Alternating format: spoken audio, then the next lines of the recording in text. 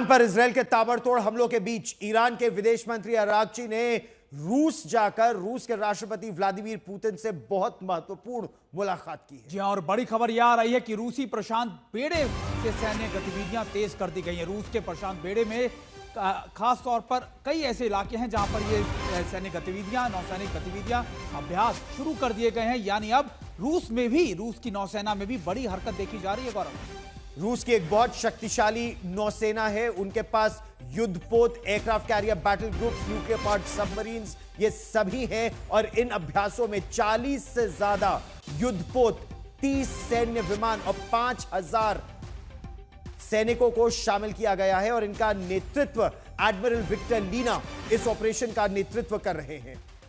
छोटे पनडुब्बी, रोधी जहाज और MPK 107, MPK 82 और उस खासतौर पर खोज यानी सर्वेलेंस एयरक्राफ्ट को भी इस्तेमाल किया गया। और वायु रक्षा अभ्यास और AK-603M, AK-176M नौसैनिक तोपों से लाइव फायरिंग की ट्रेनिंग भी दी जा रही है। यह साफ तौर पर दिखाता है कि यह एक ऑपरेशन की तैयारी है। यह अभ्यास रूस की प्रशांत महासागर क्षेत्र में सैन्य तैयारियों को बढ़ाने का महत्वपूर्ण संकेत है। प्रशांत महासागर ऐसा क्षेत्र है जहां अमेरिका अपना वर्चस्व होने का दावा करता है, क्योंकि हिंद प्रशांत महासागर की बात करें तो वहां पर क्वाड की प्रमुख भूमिका है। लेकिन जब आप केवल प्रशांत महासागर की बात करें तो वहां पर अमेरिका हो, ऑस्ट्रेलिया हो, चाइना हो, ये देश वहां पर काफी बड़ी भूमिका निभाने की बात करते हैं।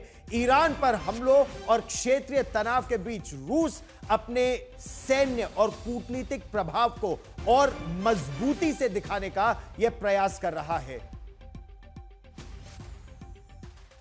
एक और महत्वपूर्ण बात हम आपको यहां बता दें, कल अमेरिका के हमले के बाद रूस ईरान के साथ खुलकर आ गया है। वहीं ईरान ने आज इजरायल पर मिसाइलों से ताबड़तोड़ हमला करना शुरू कर दिया। बिल्कुल, खबर है कि ईरान अब जंग के अगले चरण की प्लानिंग में जुट गया है। ईरान के उप विदेश मंत्री माजिद तख्त रवांची ने कहा है कि इन तमाम हमलों के बावजूद ईरान का परमाणु कार्यक्रम जारी रहेगा।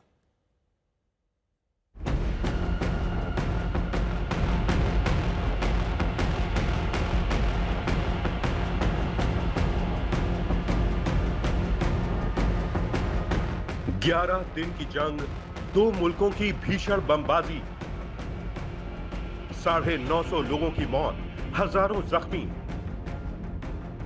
टनों बारूद की आग में धधकने के बावजूद ईरान के हौसले पस्त नहीं हुए। शनिवार के वार के बाद रविवार को फिर से ईरान का प्रहार शुरू हुआ। इजरायल की धरती पर ईरानी मिसाइलों का कहर टूट रहा था।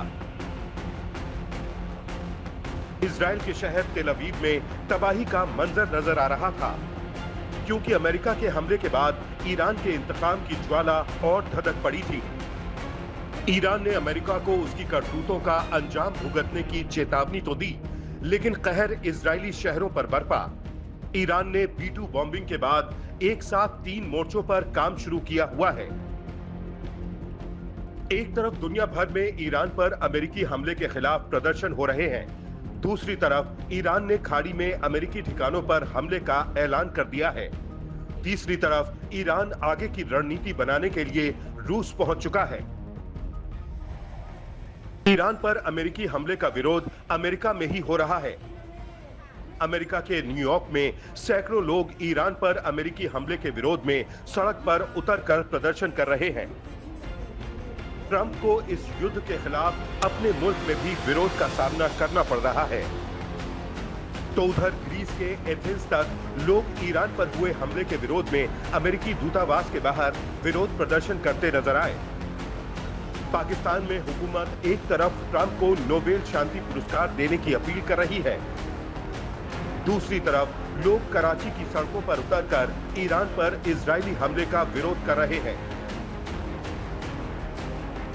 उधर ईरान के समर्थन में सशस्त्र विरोध की धमकी भी शुरू हो चुकी है। यमन के हूती से लेकर हिजबुल्लाह तक ने ईरान के साथ अमेरिका के खिलाफ युद्ध में शामिल होने का ऐलान कर दिया है। हूती विद्रोहियों ने लाल सागर से गुजरने वाले जहाजों से लेकर अमेरिकी सैन्य ठिकानों पर हमले की घोषणा कर दी है। उधर अमेरिकी हमले के बाद ईरान अपने समर्थक मुल्कों के साथ मिलकर आगे की रणनीति बनाने में जुट गया है। ईरान के विदेश मंत्री सैयद अब्बास अराक्ची मॉस्को की यात्रा पर पहुंचे हैं। इस दौरे पर रूस के साथ क्या रणनीति बनी, इसका खुलासा तो नहीं हुआ, लेकिन अराक्ची ने यह जरूर कहा कि अमेरिकी हमले का अंजाम अब पूरी दुनिया भुगतेगी। पुतिन के साथ मिलकर खामेनेई अमेरिका के खिलाफ आगे की क्या रणनीति बनाते हैं, इसका इंतजार अभी बाकी है, लेकिन इतना तय लग रहा है कि अमेरिका के हमले के बाद ईरान की जंग फिलहाल खत्म होती नहीं दिख रही। आज तक ब्यूरो।